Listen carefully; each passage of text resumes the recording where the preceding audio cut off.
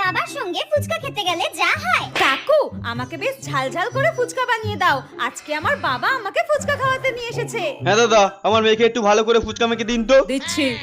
দাও, পাতা দাও আমাকে। এই নিন। বেশ ঝাল ঝাল করে মাখবে কিন্তু, হ্যাঁ? ফুচকা একটু ঝাল ঝাল না হলে একদম খেতে ভালো লাগে না। হ্যাঁ হ্যাঁ, ঠিক আছে। এই নিন। কি দারুণ হয়েছে। আজকে আমি মন ভরে ফুচকা খাবো। 10 টাকার ফুচকা হয়ে গেছে, আর দেবো নাকি?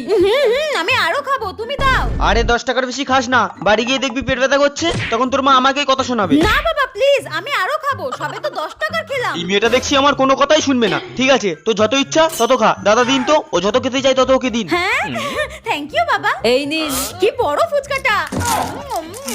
খাচ্ছিস খা, বাড়ি থেকে যেন না দেখি পেটে ব্যথা করে ছটপট করছিস। আরে না না, কিছু হবে না। আমি তো এখনো 100 টাকার ফুচকা খাবো। হ্যাঁ।